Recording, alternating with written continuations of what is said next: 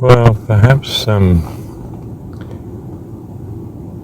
if there's enough people believing this reality, suffering it within, then it starts to manifest in the world.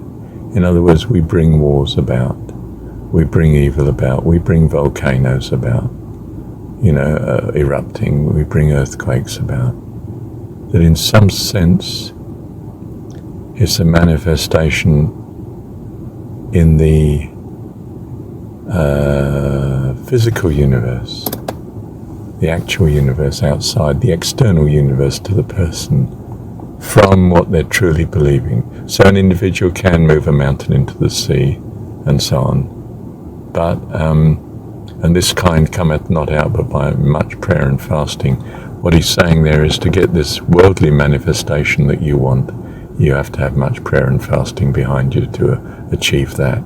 That's a power rather greater than the usual one that you're suffering from, which is your reality, which is simply the consequence of what you earnestly believe reality to be, within the framework of the external reality world that you're confronted with.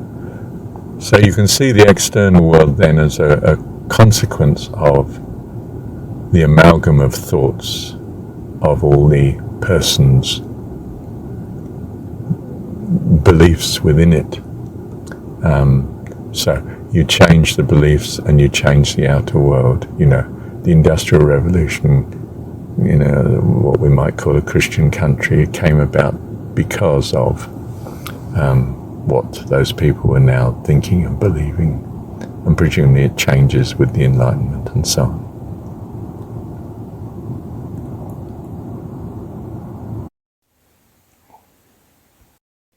Wow, I just re-listened to this, quite a long time later. I'm surprised to find I hadn't sort of finished. I left it open-ended.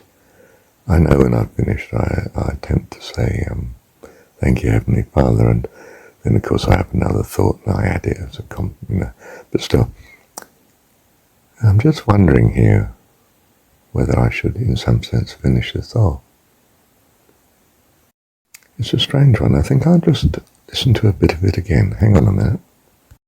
Right, now I've done that, and I think, yes, I'm considering a particular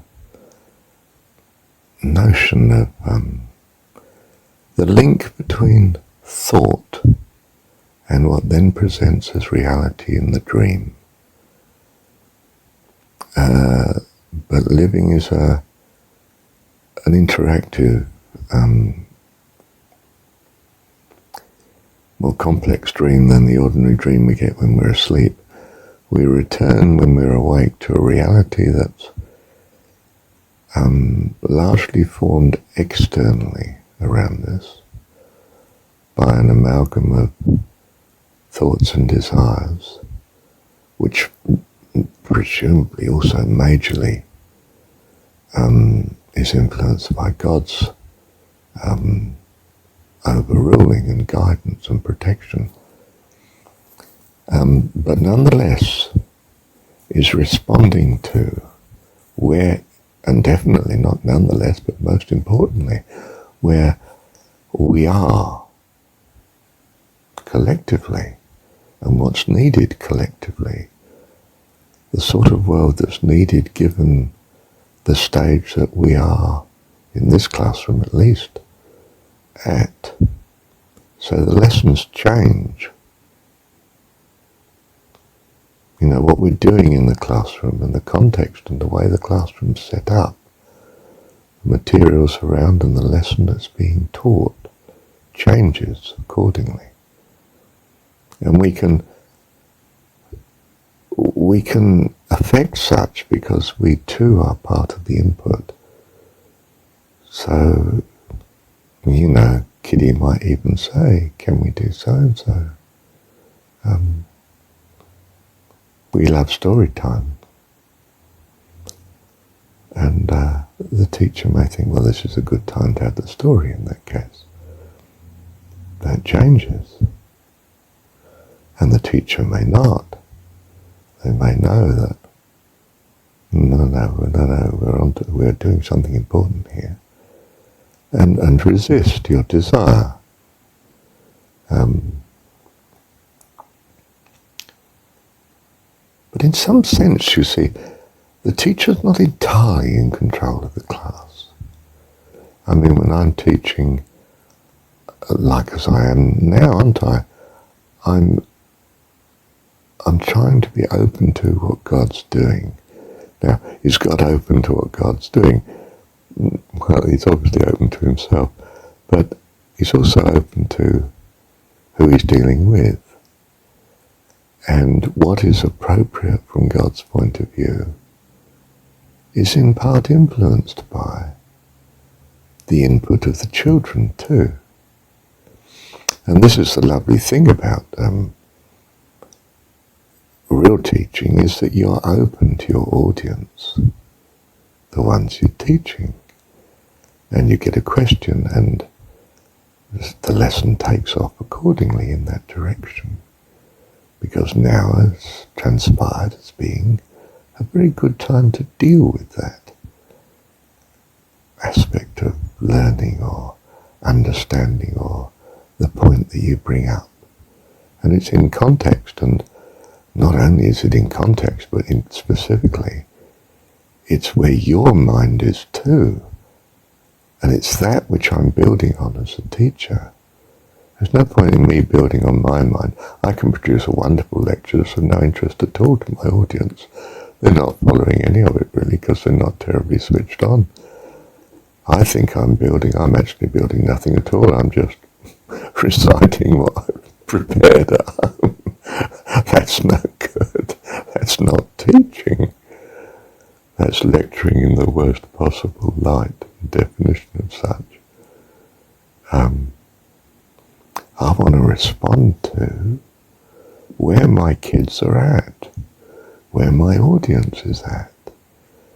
And this lady asking this question is at this point. My desire is to, good, she's got a need. It's hopeless if you're trying to teach a group that has no needs. You've constantly got to stimulate them into a position of need for what you want to teach them. And some teachers are very good at that. I kid myself that I am. But a lot of it is not. It's responding to the needs that they already have. Or even perhaps it is specifically that, and building on the needs they have. And finding out what those needs are. And you turn the lesson, of course, into what you wish to achieve. But you do it from their starting point, where they are. Do you see, God has to meet us where we are? We can't meet him where he is. It's utterly beyond us. And that's why he dwells in us.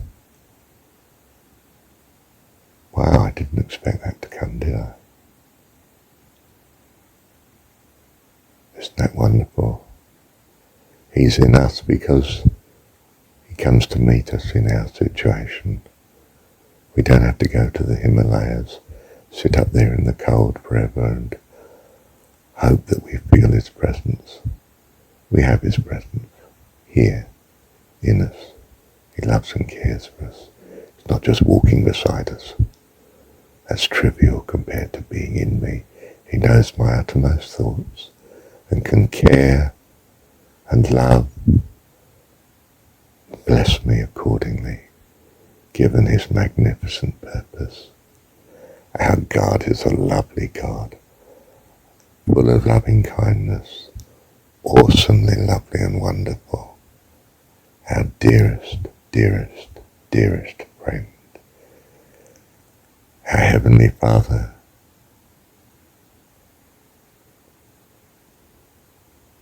Don't know what it means, but perfect, perfect, perfect. Something to do with being complete, and yet ever more so. How's that for an oxymoron? Thank you, Heavenly Father. Thank you, Heavenly Father. Thank you, Heavenly Well,